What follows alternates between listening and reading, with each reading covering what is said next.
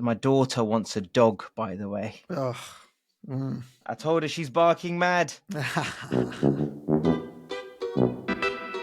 Welcome to a different corner, a fantasy football podcast. My name's Manish Verma. I'm joined by, as always, Dr Luman Ali. And this is a podcast where has a weird George Michael theme and a fantasy football focus. And it's basically two dads grumbling from game week to game week about their game week scores. We don't necessarily have too much to grumble about so far, Luman, but we'll get into all of that. How are you, first of all? Yeah, I'm good, thanks. Liverpool won, which is always a good thing. I had a decent points haul, which we'll get into. But yeah, when the weather turns and it gets a bit cold, gets a bit chilly, there's certain things you need to keep you warm and make you happy. So it was a good weekend. So yeah, And a certain player from West London did that for you, but we'll get into that, I suppose, in a sec. I do feel like I was trying to think of an analogy for this game week, and I just thought we've not yet talked about what your points haul was. But before we get to you, let me go to mine, because the game week hasn't yet finished, and I've still got two players to play. In fact, it's my two transfers in this week. I took out Anthony Robinson at Fulham, and I put in a player I've never even heard of before, Milos Kerkez at Bournemouth. And I took out, who did I take out for? Oh, I took out Minte for Anthony and Antoine Semenyo at Bournemouth. So I've still got two players to play. I'm on 55 points for the game week of an average of 47. And I've got to say, whilst I'm very pleased, considering, I got a lot of points on the who hit for me. Konate got points for me, a goal. Salah delivered finally again. Diego Jota come back who's given me all sorts of Liverpool issues. Havertz scores, Watkins scores and assists, Jackson assists. So actually, I'm feeling pretty good. But there's one thing has really peed me off, Lumen. I was going into Sunday thinking, I was on 57 points. I was like, hang on, why has it gone down to 55 after the Man U Spurs game? And then I had a look. Bukayo Saka's bonus points, which, to be fair, I'm not sure why he got bonus points anyway, but he got given 3 bonus points. He was my captain, and so I ended up with like 10. And now I'm on a measly 6. So he only got the 3 points doubled and as a captain. I don't know what happened there. Yeah, I've never seen that happen before. It's crazy. But when I looked at the transfers that you did, I had to do a double take. I'm like, this guy's playing 4D chess with us, because the obvious move was to bring Luis Diaz in. Obvious move, right? And there you go, like flipping the script. What's your thinking? I mean, you're ready for carnage this evening, aren't you? I was thinking Southampton probably, I would say, been the poorest team this season. Palace maybe down there with them, really. Everton haven't had a good start, but I don't think Southampton are strong. And I've liked Semenyo all season, and I was thinking they're due a win as well, and they're at home, and so I thought it was between him, it was between Mbeumo, and also Diaz was in my thinking. I was really, really leaning towards Mbeumo, but I thought, you know what, let's go difference. Let's go Semenyo. And then with 2 minutes to go, I even put in a Bournemouth defender because I don't like Fulham's upcoming fixtures, and I had Anthony Robinson in. So I thought, you know what, can I see Southampton scoring? I'm not sure if I can, so I'm going to put in a double ball, and that was literally like 2 minutes before the deadline. I did that, so it was a bit of one was really considered, and one was a bit of a spur of the moment, really. The crazy thing is, you've done really well without Haaland. I'm gonna tell you now that you're hitting an average of 62 points a week so far. Apart from maybe 1 week, every week you've gone above the average. Without Haaland, you've got to be pleased, right? Yes, I think I have to be. Well, this was a game week where, as well, Haaland finally blanked. And so I thought I was going to, you know, that Ronaldinho gif or Mm. meme where he's there in his AC Milan shirt Yeah, at the anthem stage. He's got gloves on, he's got his yeah, yeah. headband on, and he's licking his lips. Newcastle, Man City went ahead. He blanked, and Man City dropped points. And I'm that Ronaldinho meme. I'm like licking my lips in the cold, fresh air, thinking, come on, this is the weekend where finally not having Haaland is going to pay off. And a little bit drab, really. Yeah, all of my players really scored who I wanted to. Havertz, Watkins, Jackson got an assist, fine. But it wasn't as big. That was the thing. And I suppose not having Haaland in all this time, I was waiting for a game week like this. Hmm. And I don't think I really capitalized, even though my players scored. And I can't really make sense of it. But someone I know hasn't got Haaland and really did capitalize. Luman, you feasted. You went to the buffet and you got everything. You didn't leave a crumb on, on the plate. Tell us, Luman, what did you do this weekend that meant that you got your first? Well, you tell us your score. I've got 107 points this week, which is way more than most teams. In fact, Yeah. right now for this game week, I'm 6,457 for Wow. this game week. Wow. The 2 points are going to come off my bench. So who didn't do it for me? Raya, I mean, shocker, absolute shocker. Mm. Arsenal, you'd expect them to keep a clean sheet at home to Leicester, and they conceded Mm. two. So that was crazy. Um, Yeah. I put Jarrell Quansah in more as a joke than anything else every week, just in case he plays, but he didn't. So Mikalenko is going to come off the bench and give me 2 points. Pau Wow. Torres, a horrific signing. I mean, how can you rely on Villa defenders to keep clean sheets? So that didn't work out. Smith Rowe had an off day. He got 3 points. Now, before going into the rest of the team, I'll tell you what was big for me this week was the Mm. transfers that I did. So this is the Mm. week I went big on my transfers. Yeah. And I bought in 4 players, for which I incurred a -4. Of those Hmm. 4 players, 2 of them are guys that I wanted to get in to start for me every week, which is Saka and Havertz. Yeah. And the other 2 players are players I got in to make financially to squeeze Saka and Havertz. So I got Raul Jimenez and Fabianski in, so that doesn't matter. Hmm. Now they talk about swings and roundabouts, right? If I hadn't made those transfers, I would have ended up on more points because Saka got me 3 points. Yeah. But if I'd stuck with Jota, that was 8. He got 8 points, right? And Havertz and Solanke were the same, right? So Fine. I would have got more points because I wouldn't incurred the -4, right? But who got me points?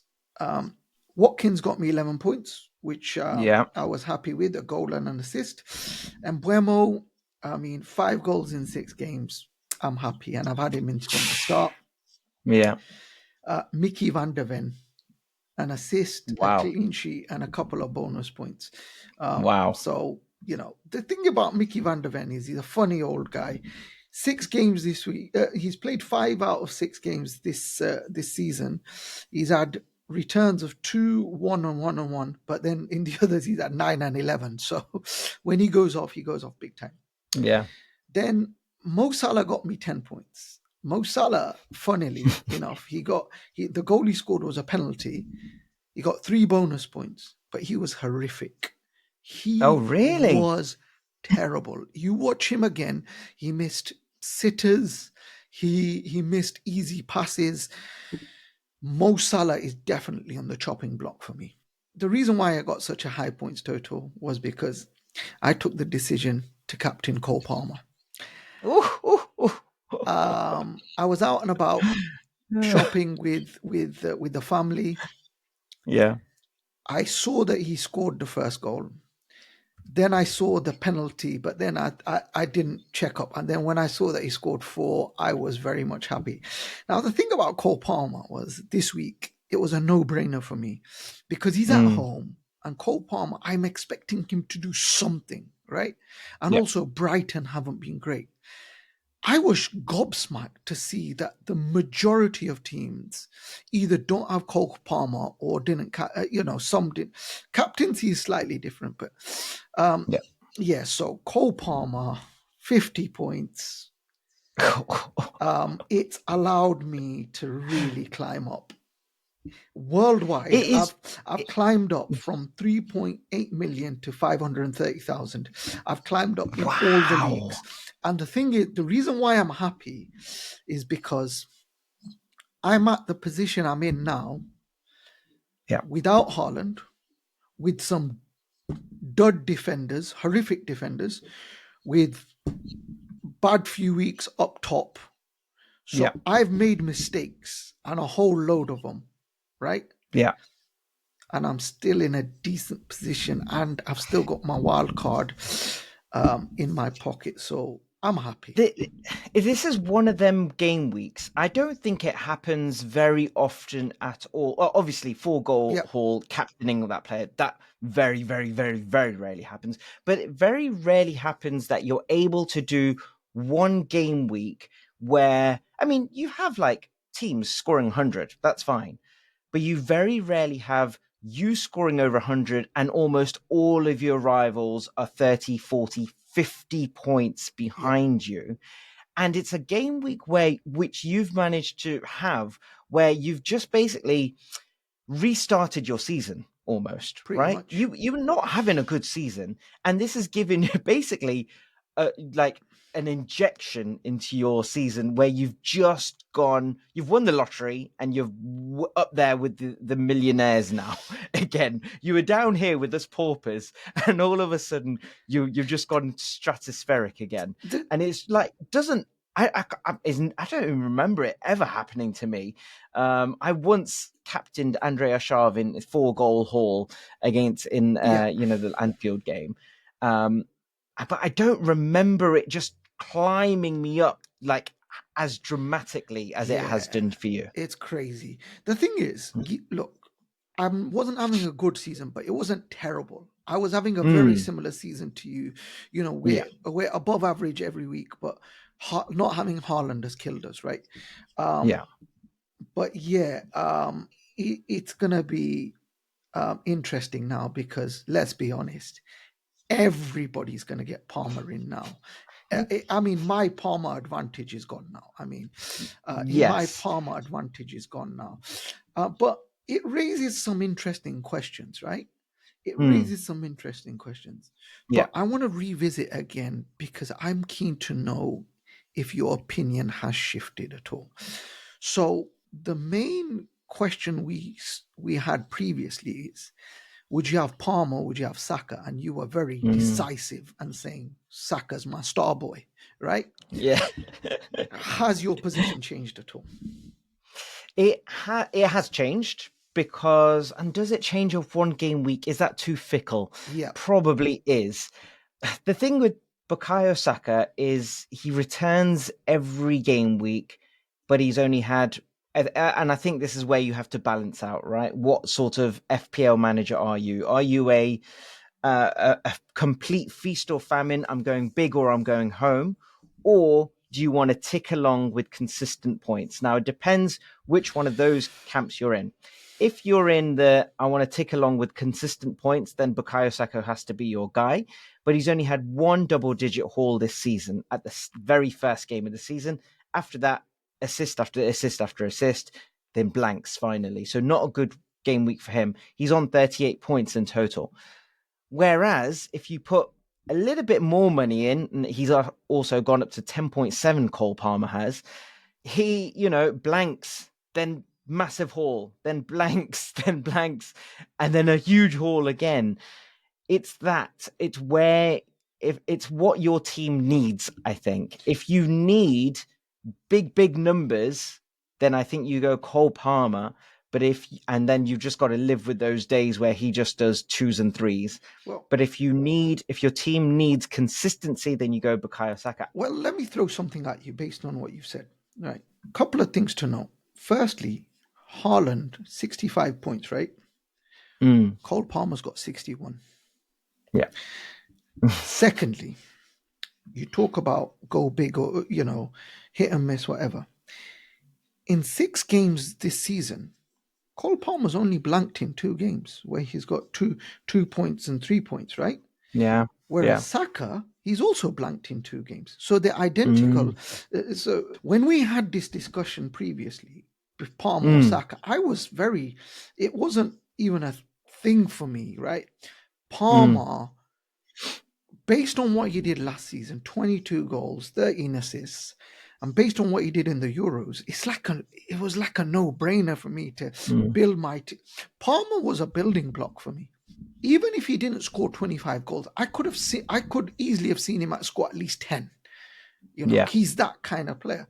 So that's Yeah. the second thing. The third thing to note, you talk about Saka's consistency, right? In points order, Palmer's on 61, Salah's on 59, Diaz is on 53, and Buemo's on 43, McNeil's on 39, Saka's on 38. He's the sixth Mm, highest, so he's 10 million quid. yeah. And Yeah. the craziness in all of this is I've incurred minus points to get him in. So, I've got Saka and Palmer at the moment. So, Yeah. for now, I think we're in agreement that Palmer is definitely over Saka. Yeah. Even though I If had that position always, because Saka's never going to yeah, score that many goals. He had that absolutely. freakish season before last, along with Odegaard and Martinelli. But that was a Yeah. freak season because none of those guys are hitting those numbers again. But it's interesting because do you see Palmer as the new Son because you think he's feast or famine? I do see him as that. But you've made a very, very good point on Cole Palmer. He has only blanked in 2 games this Yeah, game week. I'm just looking at it now, and then I'm comparing like a 6 to a 25 and thinking a 6 is a blank, but he got an assist that game. Like fair. That what can you do? he 6 goals, 4 assists this season. he's definitely not the new Son for me. He's the new Mo Salah. He Wow. is the new Mo Salah.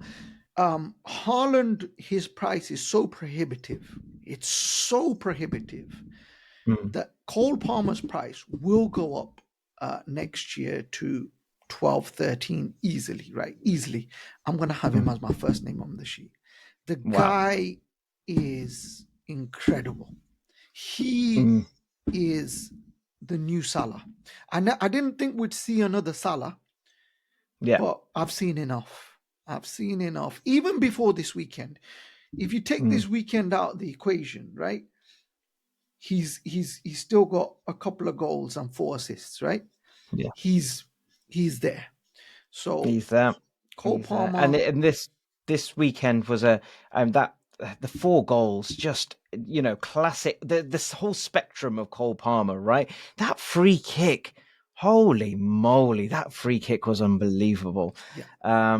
But yeah, Cole Palmer, It's the you were right all confidence. along. It's the You were right confidence. all along. It's the Yeah, confidence. yeah, But yeah, I mentioned just now that Saka, Odegaard, and Martinelli, season before last, they both all scored 15 goals each. They're not gonna yeah. have that kind of season again, right? Or Mm, am I wrong on Martinelli? Because the reason I asked the question is, right, one of the guys in our league who's flying high, Jimmy, this guy is like crazy. Yeah. He's getting in Luis Diaz when everyone else is getting Jota, right? And yeah. he's getting in Martinelli when no one else is getting Martinelli. What did he see that the rest of us haven't? And he's a Liverpool fan, you're an Arsenal fan. Why Yeah. did he hit on Martinelli and you didn't? Talk me through it. I want to know.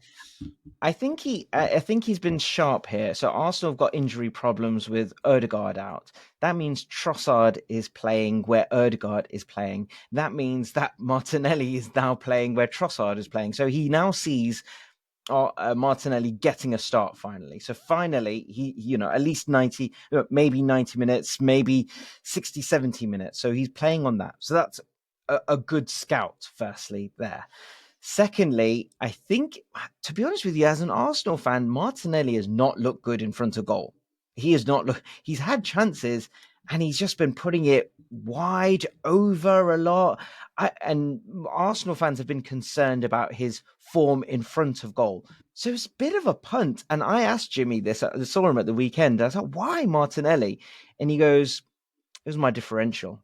And he just went with that one. He's like, I'm going with it because no one else has got him. And Is he having one of those seasons where everything he touches turns to gold? Is he just at having the minute. yeah. At the minute, yeah. Martinelli got 13 points this goal and assist this weekend. He's at 3.1% ownership. Who does that? Well, Jimmy did it this weekend, and yeah, maybe everything. It's been with Luis Diaz. It's now Martinelli. He's just got them players just at the right time, Yeah. and that is it, isn't it? With FPL, you just have to, and you would probably evidence of this weekend. You got your captain right. If you didn't get your captain right, you're there with the rest of us at about high 50s. But you got your captain right. You No, just no, no, got no, the no. thing. Slightly more, slightly more, slightly more. No. Because 25 points. If you knock off 25, I've got 80 points. So it's still a decent amount. Yeah, of course. Yeah. Sorry, yes, no, yeah, you're right. But Martinelli is not the only player we slept on because Everton have had such a bad season. Each week that we talk about Everton, we just say Calvert-Lewin and that's it. But we slept on Dwight McNeil. He got 2 goals. Yeah. That out of 6 games this season, he's had 3 returns of 6, 12, and 15. He's one of the top 5 scoring midfielders, and he's only £5.5 million. How Did have we we miss missed out on him? him? Yep. How have we? Because Everton have been so bad, we've just been laughing at Everton's results. But even against Aston Villa, when they were up 2-0, he got 12 points. The one before that, Bournemouth, I think they were up 2-0 there. They lost 3-2. He got an assist in that game, and now he bags. I don't know what it is. I still am not enamored by a Dwight McNeil. They haven't been good, Everton, but they finally got a win. Is this the turning point for them? He's a very good player. He is a good player. I've seen him a few times, and he does like a long range shot. He is good in front of Yeah. goal. It's just whether Everton are good enough to have. Would you want any Everton players in? I don't know. I'm not sure. 100% you need to consider him, and I'll tell you why that is. Go on. If you're looking to get Haaland in, you're going to have to take a massive hit elsewhere in the team.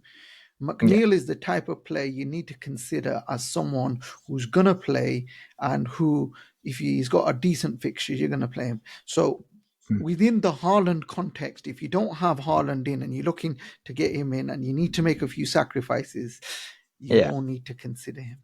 Yeah, and Everton's fixture. Everton got Newcastle next, but after that, they've got a whole block of green fixtures, according to the fixture difficulty rating. Ipswich, Fulham, Southampton, West Ham, Brentford. They've all got greens next to them, but I just don't trust Everton. Yeah. But you're right, he does start, and he is their arguably their star player. We have slept on Dwight McNeil. Another player you might need to consider if you want to get Haaland in is Raul Jimenez, because we've spoken about budget strikers and we mentioned Chris Wood, but he's 6.1. Raul Jimenez, this is also an interesting one because when I transferred him in, it was to, budgetary reasons, right? But he was 5.4, but during the week he went up to 5.5. He's had 3 games on the bounce of scoring, and in 2 of those games, he's had the maximum bonus points. Yeah, So, look at that.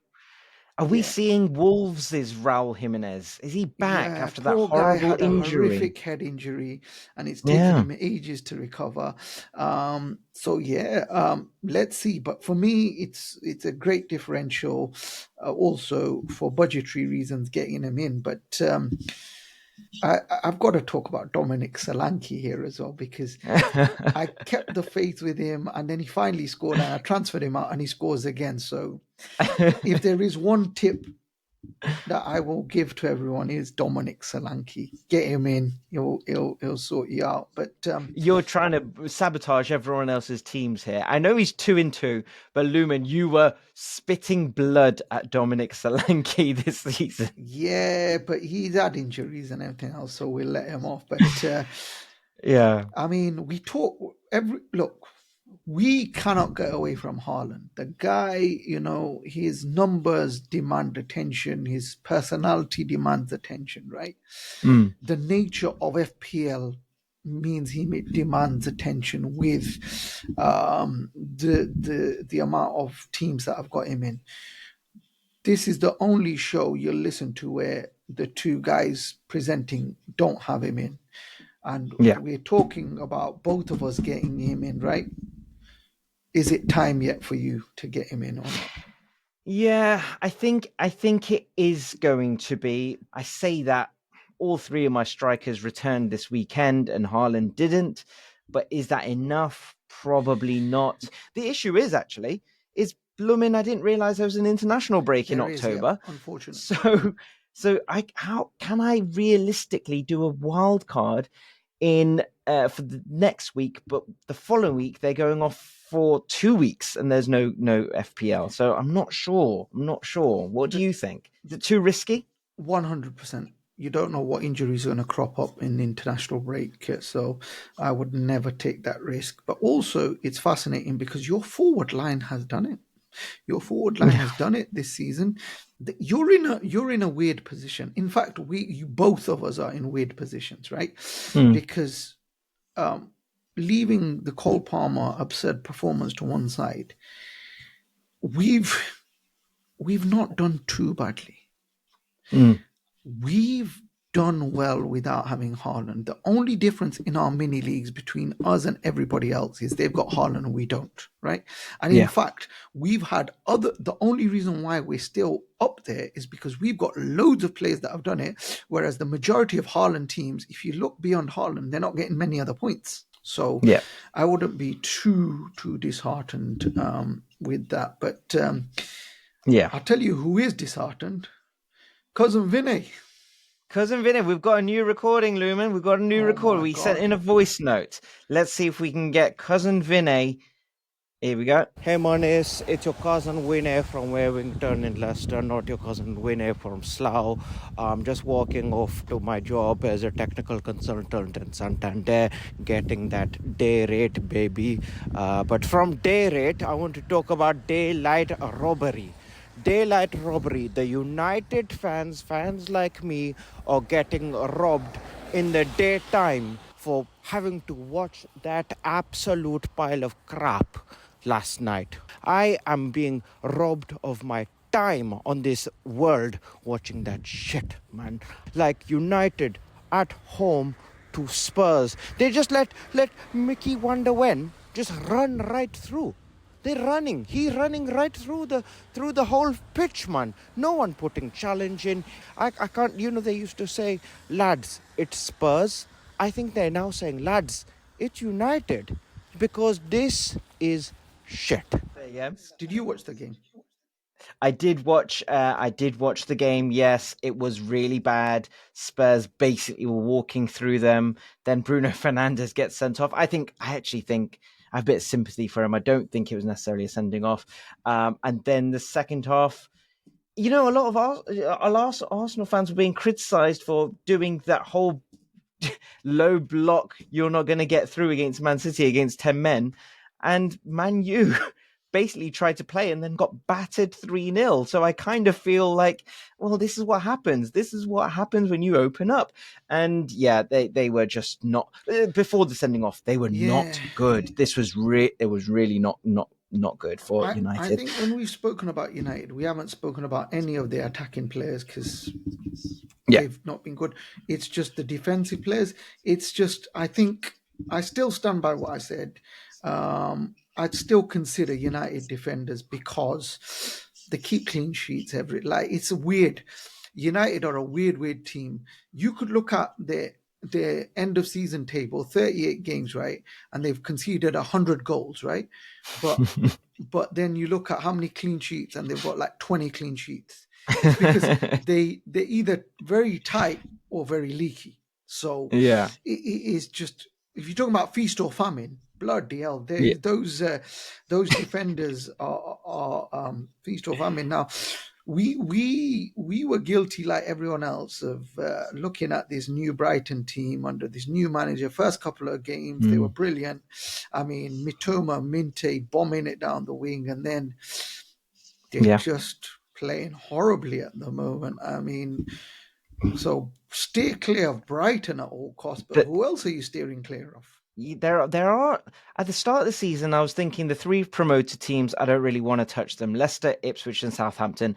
That's probably not changed too much. I might dabble in a Jamie Vardy possibly. Leicester, I've got to give credit to. I think they're a lot more resilient than we hoped, and I think they actually have got a chance of staying up this season. Ipswich, you might want to get, Delap got 2 goals this weekend. That's not a bad shout if you're trying to shoehorn in other more expensive players. Southampton, I still probably wouldn't touch, but there are other teams who I think are in trouble at the minute. Crystal Palace, like what is happening there? Like there was a lot of hope. I know it's the Elise factor. Is it that big a issue for For them? me, it is. I mean, you have the chemistry between Olise, Eze, and Mateta, especially end of last season. It was electric. They were very much on the front foot. It got the opposition thinking, that's gone. That's gone. Yeah. And it's going to take a while for them to get that back. The other team that I would think about is West Ham, because West Ham have been absolutely awful. They're guys that you would normally consider Bowen and Kudus. They're not Yeah. performing, and I'm so glad I didn't make the mistake of putting Bowen in this time. Yeah. It's just not happening with their manager. He's a top manager. They've spent a lot of money. So, West Ham, definitely another one to stay clear of. Wolves, And Brighton, you did mention Brighton. yep, I'm a big fan of them going forward. I like João Pedro, Danny Welbeck, Mitoma, but definitely not going backwards. Definitely not. They're just concede, man. And the only reason they probably even scored this weekend was because Sanchez started becoming Superman in the Chelsea goal. I don't know what he was doing for them 2 goals. Brighton again. I don't know. Do we now avoid the Brighton, West Ham, Palace assets? I am certainly, after being so hot on Brighton, I've gone very, very cold on them. But we've got another interesting week of fixtures ahead. Yeah. Shall we run through them? Yep. Crystal Palace, Liverpool. Why don't you take this one, being the Liverpool fan? Banana skin for us. We didn't play well against Wolves. It's a 12:30 kickoff. I know it sounds like I'm downplaying things and it looks amazing. We're top of the table, etc. Right? But we've got issues, and we're not. We're gonna do. The rest of the league is going to find out what Liverpool are about after this international break, because we've got a tough run of fixtures, firstly, and we're never good after an international break. So, and the other thing is Mo Salah's not firing. So, I would not be surprised if we drop points in this game because Palace are desperate. We've got a midweek game and we're not playing particularly well as well. So, I reckon that's a draw. Liverpool are giving me some selection issues. I got to be honest with you. I was going to go all in on Diaz. I'm glad I avoided him for this game week. I was going very cold on Jota, and then he returns this game week. Mo is Mo, so how can you have him? Can you not have him? Should you is he finally running out of steam? Trent is there. I get very. Yeah, it's very difficult with Liverpool assets for me at the minute. Yeah, but Konate is not so difficult. But that one's that one's been a good one for me. Konate. For God's sake, Arsenal against Southampton. It has to be carnage. It has to be carnage. They have to repay my faith in getting Saka and Havertz in. Surely. You know what? It would have been carnage against the Foxes, against Leicester, if it wasn't for this goalkeeper having the absolute game of his life. We conceded 2 goals. One was a deflection off a cross. It hit the back of Havertz and went in, kind of wrong-footed Raya. And then the other one was a worldie. Like, it Yeah. was a superb strike. Do we But concede again? I mean, I was furious when we went 2-0 to 2-2. I was so angry. But luckily, in the last few minutes, we got it back. You would think it'd be interesting. Maybe let's see what Bournemouth Southampton like. I'm going to be interested to see how Southampton perform. They've got to surely turn it round. Maybe they'll put up a stiffer test. But I'm going to go. I'm confident with Arsenal at home as yeah, well. easy. So I'm going Arsenal. Yeah. Brentford Wolves. Brentford, crazy. 3 games in a row, they've scored within the first 40 seconds. That's mad. But they've not been getting the desired results. And Wolves, they're bottom, but they've had a tough run of fixtures. I think Gary O'Neill turns it around. I think this is a draw, but I've only got an interest in Brian Mbeumo. I mean, I hope he continues his rich reign of form. Yeah, Brian's been doing it for Brentford. I'm with you on that one. I think it's a draw as well. Yeah. As much as I really want Wolves to get out of this hole they're in, you would have thought eventually they would, but it's not looking good for them. Yeah. Leicester, Bournemouth. I think Bournemouth are gonna hammer Leicester 6-0. I think Semenyo gets a hat trick and Milos Kerkez gets a hat trick in that game. Wow. Can I just tell you, Bournemouth, whilst we've been fairly okay on them, have only won 1 game all season. They've drawn. Why do you bring 2 Bournemouth players in? Because of Southampton and Leicester There games. you But go. yeah. Let's move on. What's the next one? Man It City, is. Fulham.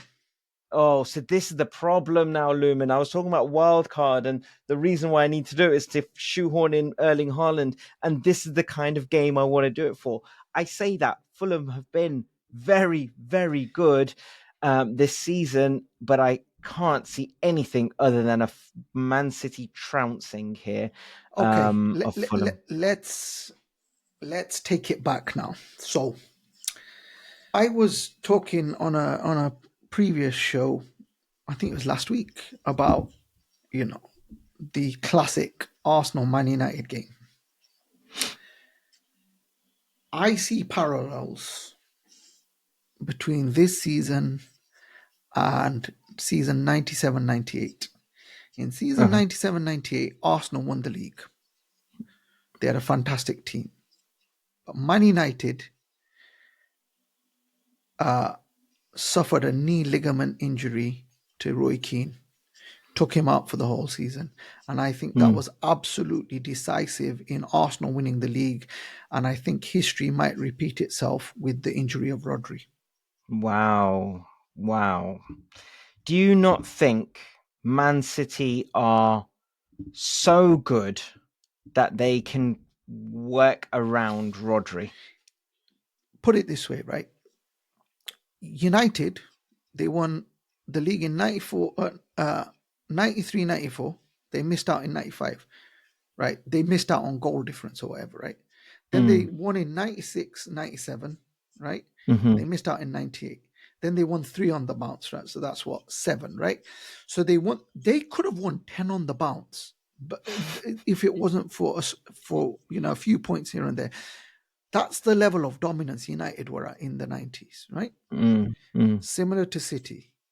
But what it took, you got to remember, right? That Man United team without Roy Keane, just like this Man City team, had an incredible squad, right? They still had loads of exceptional players. But Keane was the guy. Keane was the heart and the soul. And I think Rodri will be missed in a similar way. So I think fixtures that previously appeared straightforward, like this Fulham game, they're not going to be. And it would be just like like maybe those Arsenal boys repay the Arsenal faith that they had in him. Emil Smith Rowe, Alex Iwobi, Reece Nelson. Come on, fellas. Come on, cottagers. West Ham Ipswich. We've talked about how bad West Ham have been, but surely they're at home against Ipswich. Bowen show, no? Yeah, but I've said to you before that of all the promoted teams, Ipswich, because what I saw in that first week, and they got a draw against Villa, and they should have won, Yeah, right? yeah. But I wouldn't be surprised if Ipswich took points off West Ham. The Mm. next one is interesting. Everton, Yeah, that's a Newcastle. tasty one. Everton, Newcastle, that is a tasty one. You know what? I bet you Everton win that game and do two on the bounce, and all of a sudden there's a good feeling on the blue side of Merseyside again. Yeah, Yeah, I don't know what's happened to Isak. Is he fit again? I know he's not been scoring points, but he's got a yellow toe injury. He didn't play at the weekend. Yeah, but Anthony Gordon might be back again, so might be back in form again after a goal at the weekend. I'm going with Everton on that one. Villa, Man United. um, Villa, Man United. I think my prediction is Villa win that, and Ten Hag gets sacked. Oh, finally! I think he gets sacked. I think this is the game where Villa win and Ten Hag gets sacked. But I think of all the games to sack him after, Villa away would be really harsh because Villa are a good team, and yeah, going to Villa Park is really... but the new owners are expecting them to hit this level. Yeah. And also it's before an international break, so that'll give them time to Yeah. get And someone Ollie in. Watkins, we shouldn't mention Ollie Watkins. Now that's 4 game weeks on the bounce where he's returned an assist, then 2 goals, a goal, a goal. So he is quietly just warming up there, isn't he? Now he's back at his £9 million mark as well, by the way. Yeah, but He's I at still just haven't under forgiven him 30%. for that Arsenal performance. So let's Yeah, I move on know. from that I know. debacle. Next one is interesting. Chelsea Forest. I mean, if you haven't got Cole Palmer, you're probably getting Cole Palmer in. Can I just offer just a differential at Chelsea, by the way? It may be a differential. We've not talked about him at all on this show, but Jadon Sancho has now got 9 points at the weekend. He's returned in 3. He's returned in 3 game weeks running. He doesn't play as many minutes as you'd like, but I think Jadon Sancho might be doing some bits at Chelsea we've just not noticed. He is, but if we're not talking about Cole Palmer, there's only one player we're talking about for Chelsea, and that's Nicholas Jackson. I've got a prediction now, and I'll say it now. Nicholas Jackson will score a hat-trick against Forest. Wow. Okay. So if you've You got heard him it here in, first. if you've got him in, you're climbing up. You're you're teasing me here, Lumen, because you're planting thoughts in my head. That's the problem.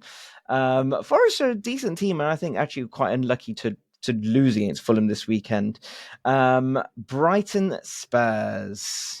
2 very open teams. I think Brighton bounce back and it'll be a draw. Surely no clean sheet in there, by the way. Surely no clean sheets. You wouldn't have thought. No, it's going to be a Diddy game. No clean sheets. A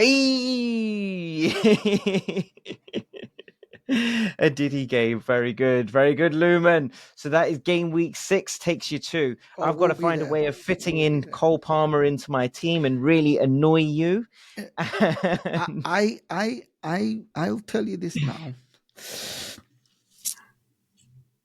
Unless you bring Haaland in, our teams are going to look very similar because look. Yeah, I want to be similar to you. I want 100 points as well. I made the first move. I bought Saka and Havertz in, right?